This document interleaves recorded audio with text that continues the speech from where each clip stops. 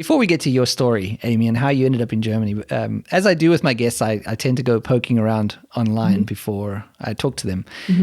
You wrote 2 blogs on a blog that's called, I think it's called Soco Loco, if I remember correctly. Correct. Soco Loco, and then it changed to Holt House A Go-Go. Holt House, that's right. That's Holt House A Go-Go is the one that I've seen. Yeah. And on this one, there was a blog post. You wrote 2 blog posts. The part 1, I think, was the things in Germany that you've adopted that because you really like them, new habits and things that you've taken on.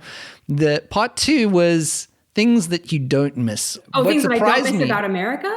Yeah. What surprised me was that you are one of the few people who prefers grocery shopping in Germany to the US. Absolutely. Yes. Maybe you want to tell me why that is, because I think almost every single guest I've ever had on here complains about how horrible the shopping here is. So it's stressful at first, and if you don't understand, then you'll definitely have embarrassing moments. But once you're used to it, it's the most efficient, wonderful system because American grocery stores are typically huge. Yeah. And you're running around, it's stressful. You forget something, you have to walk half a mile, to go get it. And there's really long lines. And then you're waiting for the checker to also bag your groceries. Right. If there's no one available. And people just kind of stand there and wait. And when I lived there, I always just did it myself. Like, why am I waiting for this person who's putting my stuff through to also bag my groceries? And so I just love it that we just dump it all in the cart and then you do all that on your own time in your trunk. So it's like so much faster. Yeah. And one of the things I think you wrote in that article was that it is, if your tomatoes are squashed or something like that, there's only one person to blame. That's you who packed the bag. Yep. And you can do it however you want, as fast or slow as you want at your own car. Well, this is an historic moment for the podcast because I think you're the first guest that prefers grocery shopping in Germany, which is. I have another thing that I thought of that is a hot button topic, and it's something that you talked about with a former guest. Controversial. I like it. It's very controversial. All right. It is the sock and sandal issue. Mm-hmm. Okay. Which way are we going with this? I'm a little nervous now. This is very controversial. I could lose listeners because of this, Amy. I don't mind it. I think I have 3 reasons why I think it's okay. I used to make fun of it like everybody else, but I get it and I kind of appreciate it now. I think, first of all, socks and sandals is the most comfortable thing you'll ever do on your feet. Yes. Like I'm wearing socks, my Birkenstocks right now. I don't wear it out. I'll admit that. But it's the best thing you'll ever do for your feet. And it's also kind of a fashion now. Like young teenagers are wearing socks with Birkenstocks. Yes, they are. And thirdly, let's be honest, it's usually men of a certain age that are wearing like a sock with a sandal. And I feel like maybe they're just covering their maybe they have really ugly feet. Or like a lot of hairy, warty feet. So they're doing us all a favor. They want to keep cool. They want to wear sandals too, but they're just covering it up because maybe they haven't really taken care of their feet in a while. And so it's really a kindness. They're not. They're doing it out of the kindness of their heart. Okay, that could be. That is one theory, Amy. That is definitely one theory. I'm voting for the sock. I'm all for it. Okay, so you're on board. You're on board with the socks. Yes. There you go. I think the guest was Nicole from the Expat cast, if I'm not mistaken. That's right. And she actually ended up going for a stroll in her socks and sandals. Right. Yeah, a prolonged stroll. And she says she doesn't do it often. Yeah, you would do it? Okay. I would, yeah. Okay. I'm not at that point yet. I haven't reached that point. But I agree with you 100%. It is very comfortable, and I do it around the house. Yes. And I do it in my garden. Yeah. And I think the extent I've done it to is going to fetch my garbage out of from the front of the house. But even then, every step I've taken, it's like this huge. I'm just aware of it. I'm aware that I'm walking in the road with socks and sandals. And I wish, Amy, I didn't care so much. I wish I could just go, screw you people. I'm just going to do this, but I'm not there yet. Culture that you can embrace maybe someday. I'm working. It's something I'm working on, I think, to get to that point. So, Amy, you're originally from the USA. How did you come to be in Germany now? So we moved around a lot in the US for different jobs and things. And then eventually my husband got a job with the US government, which sent us from the West Coast to the DC area. And then from there, once you get started in the government, then there's lots of opportunities for moving different places around the world. And so after DC, he got a job in South Korea, and we were there for 2.5 years. But we have always wanted to be in Europe. Ever since we first met, it was something that we both had in common. And so by working for the government, it opened some doors. So he was just applying for lots of different jobs. And finally, we got one. So how was your time in South Korea? Were you happy there?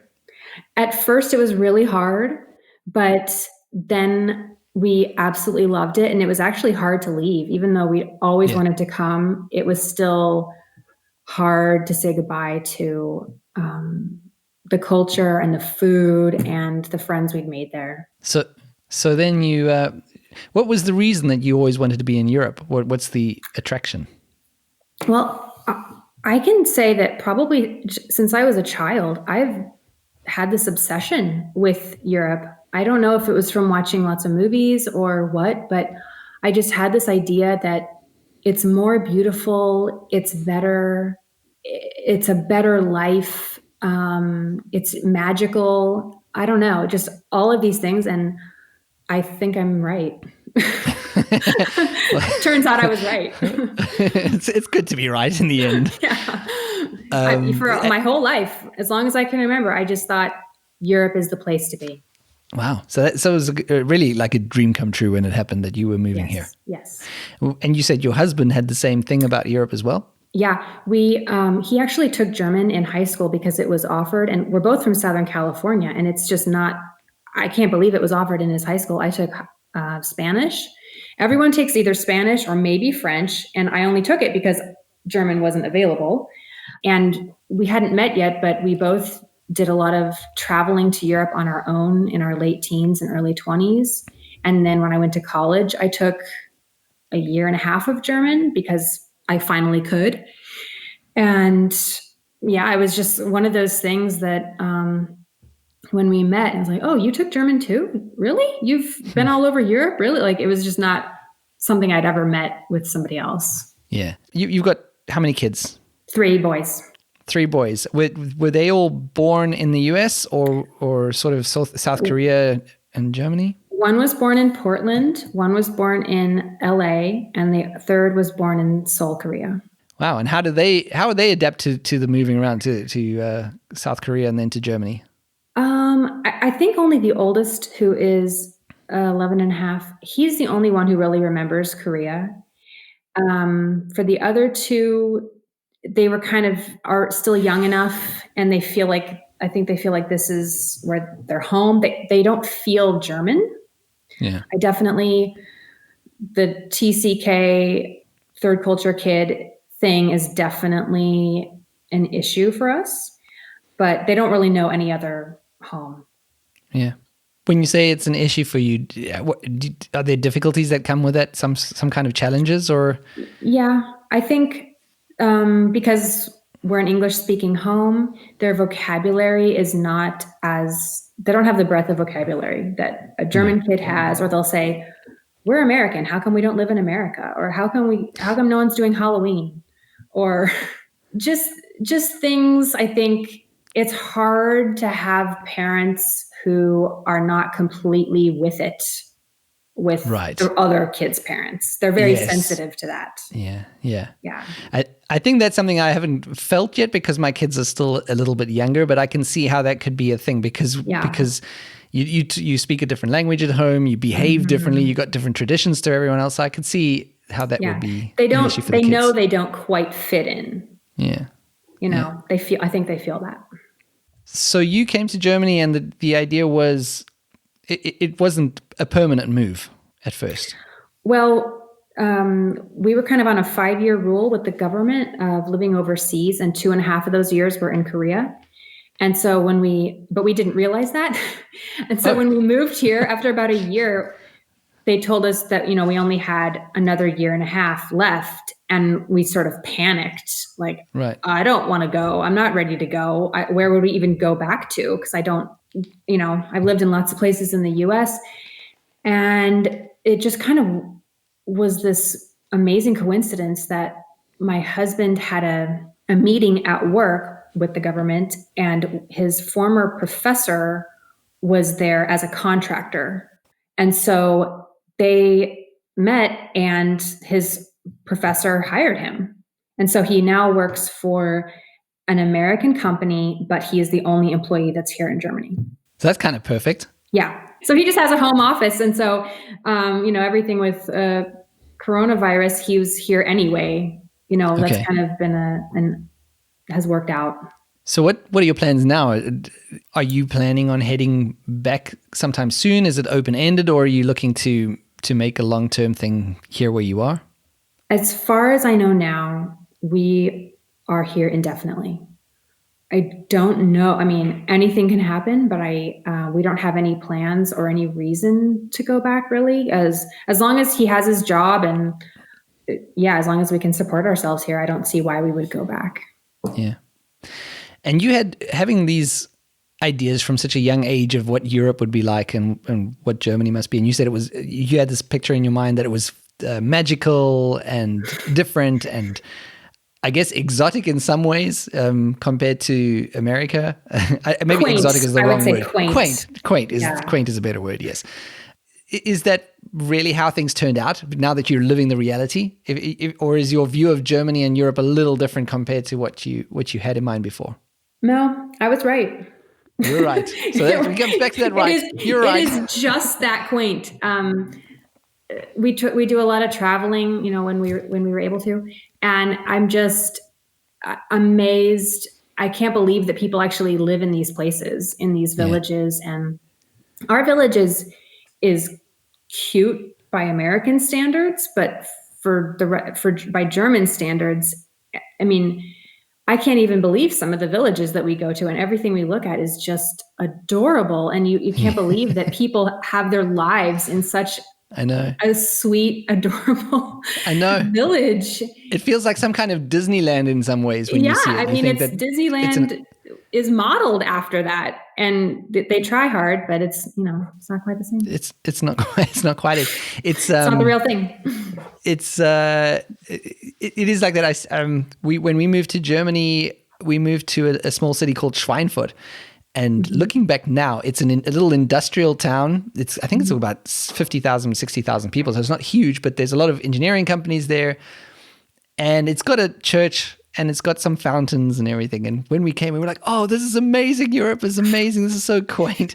Meanwhile, now that we know it, we realize that was really not so beautiful like the rest of, but to us, and still to us, when we go there and we see that, because I've been here for 13 years and we still see it like tourists, I think. We haven't gotten used to the churches and the Fachwerk, the wooden architecture and stuff. It's beautiful. I love it so much. There's a few buildings that still have that in our village, and I just can't get enough of it. I can't believe I live here still. Yeah. And you go, like you say, to a normal little village that's not a tourist hotspot or anything, and you find a little cobblestone alley going down between really old buildings, and it's just amazing. We have a similar thing. I think we often have to say, wow, it is amazing that we live here, and we still feel like tourists. Like I said, it still feels like we're tourists. That feeling hasn't gone away. Right. There's so many historic things that are still here to see. I mean, I can see a church from my window, and it was built in the 1100s. I mean, I can't even understand that, how it's still there. And another one of your guests was talking about the church bell. I can't get enough church bell. Yeah. It can bong all day long.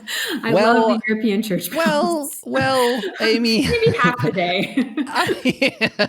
They're pretty charming, but I like a significant distance between me and the bells.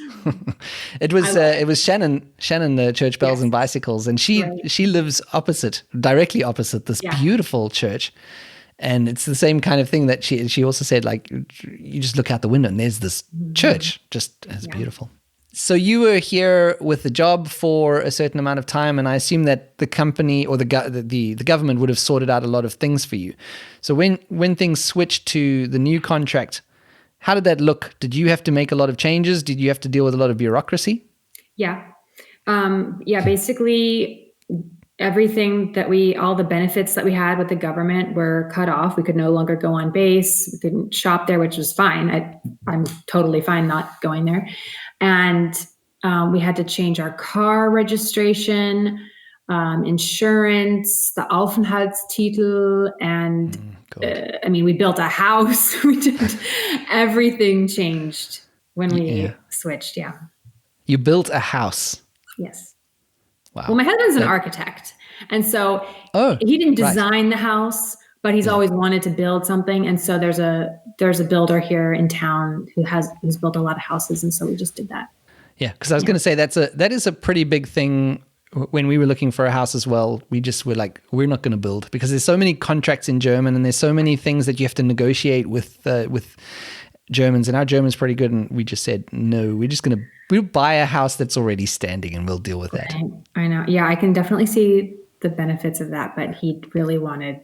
He did a lot of tweaking to make it kind of what he wanted. Yeah, and it makes sense because he knows what he's doing, and he and he wanted to learn it too. He wanted to learn about how it all works here. Okay. What other challenges did you have with that kind of? What were the other challenges that came along with that kind of switch? I don't know if I would say it was challenge. I mean, it was just, you have to be patient with all the paperwork, and you go to some Amt. My German's not nearly as good as yours, but I still struggle to think of the English word sometimes, like the different government offices. And the offices. You never have quite the right papers. You think you do, but you don't. Mm-hmm. And then you have to come back again. Oh no, we need this to have this signature or that. And so it's just like kind of a process of being patient and trying to figure everything out. But honestly, being able to speak English really helped us, because if we didn't understand all the complicated paperwork, we could just ask them if they spoke in English. Yeah. Yes, that does. and we had a consultant who the job is to kind of help the American community, I guess, with different paperwork and figuring out taxes and all that stuff. And so she helped advise us on things we were supposed to do. Right. And what has it been? So you mentioned that you live in a smallish village. How small is it? I don't know the population. It's not terribly small. We have some retail and a couple of bakeries, and I can pretty much walk to everything I really need on a regular basis. So we have that stuff. So it can be somewhat difficult if you're in a smaller village like that to integrate into the culture. What has that been like for you to integrating into that culture? Well, I think having kids is kind of an advantage, because then when you're going to school, you see the same parents over and over. And we built our house on the kindergarten street. And both of the village's kindergartens are right across the street from me. And so everybody knows where we live. Yeah. They see us walking across the street. And, with two, we had when we first started here, we had one in kindergarten and one at the Grundschule. And so I would see the same people over and over and over. But still, they're speaking a dialect.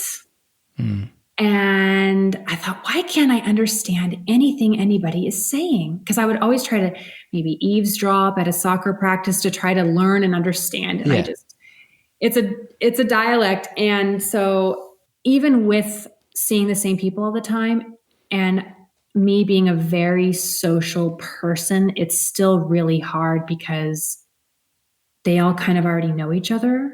In this village, a lot of people went to that same kindergarten when they were kids, and so did their parents. And the grandparents know each other. And so they're a really tight community. And I feel like they don't really need more friends. No, they don't. We have the exact same thing here in our small village. These people have known each other for generations. Yeah. And why put in the effort with new people, especially if you're going to have to listen to their bad German and, try and figure out their culture? Like, there's just no need on their side, which makes things a little more difficult. And I thought, aren't they kind of interested in who we are? Yeah. Like, we're not normal Americans here because my husband's not a soldier. We built a house. Our kids are in German school. We've been here for 5 years, but no one ever says, where are you from? Why are you here? Yeah. What's your story? Yeah. And I don't know, maybe it's just a German culture thing to kind of not pry, but it's weird though. It's weird because if you think about it, a German moved into your neighborhood back in the States, right? You'd be all over that, like finding reasons to go around there and saying, "Where are you from? How'd you?" Yeah. And that was my thing, my fascination with Europe. Whenever I'd meet somebody from somewhere, I like, where are you from? What's your story? Why did you move here? Exactly. Yeah, so I can say that I am personable. I'm acquainted with a lot of people. When I walk through the town, I recognize so many people. They recognize me. We wave, we say hi. Everyone's very nice. I haven't really been able to get to know them. They don't really know me. And even though I do put myself out there, I mean, whenever there's a Kuchenverkauf, I am there. I volunteer at the Bundesjugendspiele. I go to all the parent nights. We go to all the things that we can go to try to like be involved. You can't do much more than that. That's exactly the things you're supposed to be doing. Really to putting yourself out there. And it's just hard because it's annoying to try to talk to someone who's stumbling over their words, and you can't. It's like I can have a functional conversation with them, but I can't really have a normal chat like I would with a friend. So. Yeah, it's very tricky, and I guess that's how you learn better German, is by having those interactions. But you need people who are going to be patient with those interactions. So it's very tricky. Is there a big American community near where you are? Yes, there's a huge military government community near us. We don't live right in the heart of it. It's still like a half hour from us, but there's a huge American population, which seems like it might be a nice advantage. However, it's transitory. Okay. And in all of our moving around, I've been really fortunate to make lots of really good friends, and I've had to say goodbye to every single one of them. Yeah. And I am very lucky that I have 2 dear friends that I met right here in my village, 2 Americans who we just happened to meet. And we've gone on trips together, and we've had such a wonderful time together. And both of them are moving back to the U.S. Oh no! I thought this was a good. I thought this was a happy story. No, I was like, at least she's happy. At least she has these 2 people. This is the story of my life. This is how it goes when you're friends. In that kind of community, it's just people are always leaving. I've been the one that's left. They've left, and it's really hard. And so I feel like I want to be friends with Americans, but I'm also tired of constantly having to make friends and then say goodbye, Yeah. And at the same time, if you're looking to integrate, if you want to get into German culture, then it is the German friendships that you're longing for, that you want to get into. It's very tricky. Yeah. I don't know where we fit in. We're not part of the American government community. We're not really part of the German community. And my husband has no colleagues here. He's not working for a German company like so many expats do. And so we don't have that connection with colleagues and their families and things like that. So we're just kind of, I don't know where we belong, where we fit in. You're like a little island in the middle of everyone there. And I don't like that. I'm a very social person. Yeah, I can see. I don't like not knowing where I fit in. That's the hardest part for me, I think. Yeah. I think it's difficult. Of course, I didn't think of this before, but your husband working home office, he's not out meeting people either. No. And so, he doesn't have a lot of opportunity to work on his German. And I am mostly a stay-at-home mom. I have a little business that I started, but that's with Americans. I mean, we have to be really intentional. We're not, Yeah. I feel like we're sort of in a boat in the ocean. And it's not often that we have to get wet. We just kind of go to the grocery store and I talk to my neighbors, but I have to be really intentional if I want to be talking to people. Yeah, you have to go out of your way to do it. Mm-hmm. And it's tricky because then you need them, when you're going out of your way, you need them to be open to that as well. It's like a whole lot of variables that you have to kind of fit in like a Chinese puzzle. I feel like even though it would be really hard to just be dropped in the middle and have to learn your way, I do think that there's an advantage to being forced into that when you are working for a company and you have to learn to speak in order to survive. There's an advantage to that because we've been here for 5 years and my German is okay, but it's not nearly as good as I thought it would be by now. Yeah. And it's just because we don't have to, you know? Yeah. Although, to be fair, when I remember back to I remember having similar thoughts at 5 years as well about my German, first of all, and about the friends that we had. Yeah, so it could just be the time period, or I don't know. Yeah. Ooh, well, that's got the call on a real downer.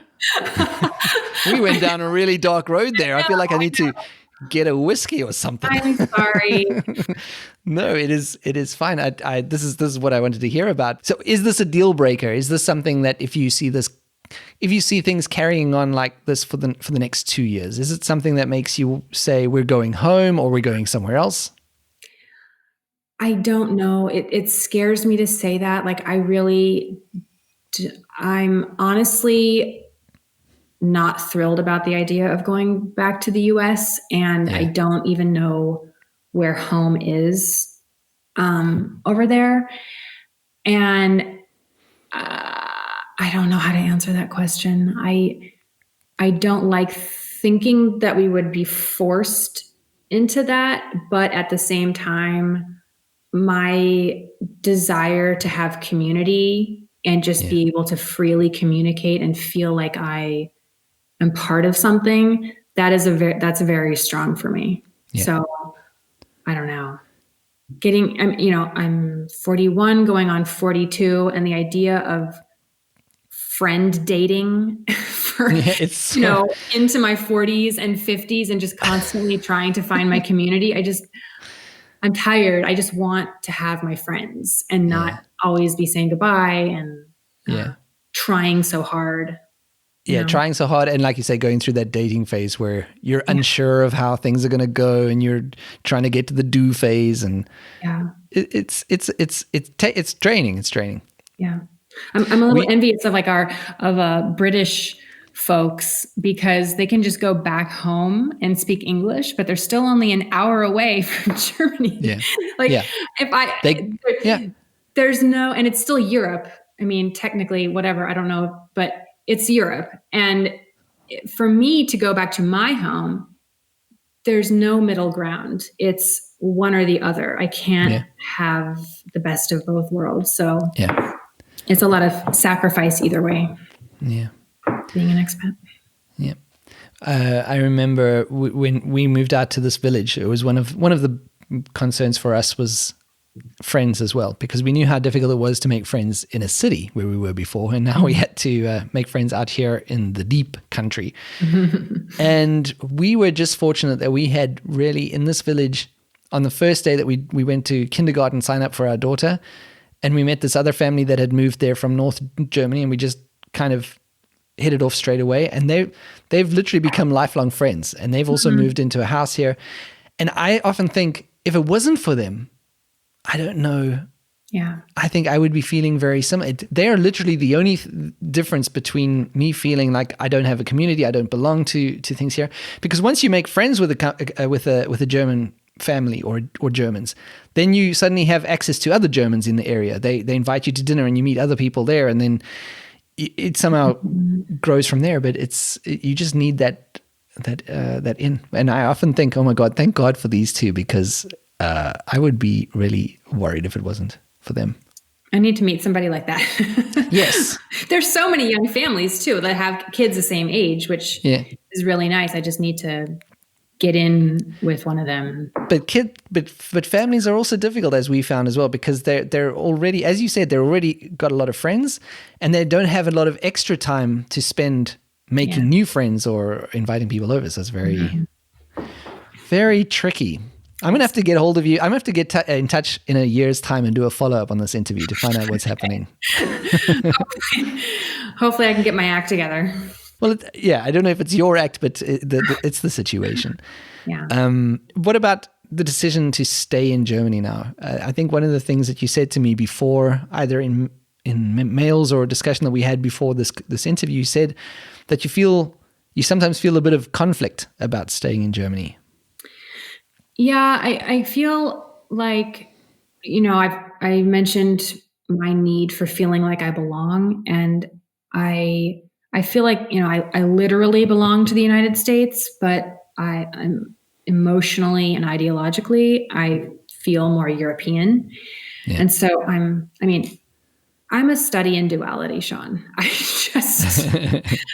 feel torn in so many different ways. I want to be here so badly, but when I think about being here into old age, it's kind of hard for me to picture that. Like, are my kids gonna just have a completely German life forever and maybe have German partners? And will I even be able to talk with their future people? I don't know. It's weird for me to picture, and I feel a lot of guilt kind of because we're truly just here because we want to be. I feel like a lot of expats came here for a job, or maybe they are married to someone here. And so it feels like a reason. Yeah. And even if that's silly, I feel like our only reason is because we want to. And I feel bad for our families who have to spend thousands of dollars just to see their grandkids and take a grueling trip and all these things. And it's sort of a guilt issue. And I feel a little bit selfish, I guess, that, when my parents are getting older, is my sister only going to be taking care of them? And I can't really do much because I'm over here. I don't know. It's complicated. It is, and these decisions are, like you say, when you're making them, it's almost like you're making it on a whim. There's nothing driving you to say. So you're actually deciding. You're making the choice to let your kids grow up away from your parents and stuff. It's similar to what we did as well. But so I understand those feelings of, this is a bit unfair on them. Right. And when my husband was working for the government, it was sort of like, well, you got a job in Korea, so now move to Korea. It kind of felt like they're telling us what to do. And was sort of easier for us. And now when it's purely our own choice, we could go anywhere because he just needs a computer to do his job. And so having so much choice is kind of paralyzing in a way. But at the same time, there's a lot of factors, and I get this with a lot of Americans that I speak to who are living abroad. There are a lot of, as you said, I think the word you used was ideological factors at the moment with what's going on in the States. And in some ways, that is also a driving force for a lot of Americans that I've spoken to and discussed with is the political system, having a look at how different countries have dealt with the coronavirus situation. There's a lot that you can point to and say, well, ideologically, this is the reason that I'm making to stay here. Yeah, right. I feel like I was angry a lot in the United States. I liked how Germans follow rules. I would get so angry. Why can't you just put your shopping cart back in the corral? And here it's like, you have to because you have a coin. You want to get it. And some of them don't even have a real coin. They've got a little plastic token, but they go and put it back and take it out. So much sense. And people follow the rules. And I really that's something that I really appreciate. I can't think of anything that I don't love about living here, except for the social part of it. Yeah. You mentioned earlier on that we mentioned Shannon earlier on, and you said you reached out to her. Yeah. And spoke to her because she said, I think that was episode 8. I never remember. I talk so often about the Shannon episode because it's an episode that a lot of people mention when they heard it. I think it struck a lot of chords. It struck a chord with a lot of people. And you said you reached out to her because you look for community wherever you can get it. Right. So, do you want people to get in touch with you? Yeah, I mean, I love to talk about similar issues that someone else may understand. I do talk to expats that I know, but they all seem to be in quite a different situation than we are. They're retired with no kids, or they're married to a German, and I don't really know anyone quite like us, even though everyone has a different kind of a story. But yeah, I love to chat with whoever I can who understands. Okay. And where can people find you to get hold of you? I am on Instagram at Amy Holt, Holt 11, the number 11. You're the 11th Amy Holt. Yes. Yeah, so I'll put a link to you in the show notes so people can get in touch if they want to get in touch. Mm-hmm. And what is your bit of advice for foreigners coming to Germany? Let's say they're in the same situation as you. Well, I knew you were going to ask me that question. And so I thought about it, and I didn't think of anything exactly like that, like someone in my exact situation. Okay. I would say I'm already doing that. I'm trying to put myself out there and continue learning. I did come up with a piece of advice just for anybody that's coming. Yeah, let's hear it. And it's very practical. And it's something, it's kind of the one thing that has annoyed me a little bit about living here. And that is that everything is always closed. So check the time, the opening hours, assume it's closed. And then when you get there and it's open, you'll be pleasantly surprised. Just rejoice. Yeah. I can't tell you how many times I've shown up somewhere and it's like, why is it closed? Because it's a Wednesday afternoon and they wanted to. And you just I don't know how it is in your village, but in my village, some of the places close from 12 to 2 or from 11 to 3. You have no idea. You have no idea. Shifts. It's sort of like it is lunchtime. And so we will all be taking lunch. Yes. And it's just closed. And get used to that and know when things are open. That is very practical, Amy. That is on the nose and very practical. And this, you see, folks, that's what you get from this podcast. You get takeaway advice. I got lots of that stuff if you want. Amy, thank you so much for coming on the show and talking so honestly. And like I said, I'm definitely getting in touch with you in a year's time to find out what's going on and where you are with your current journey. I will try extra hard then so that I have a good report. Yes. Thanks so much, Amy. Thank you, Sean.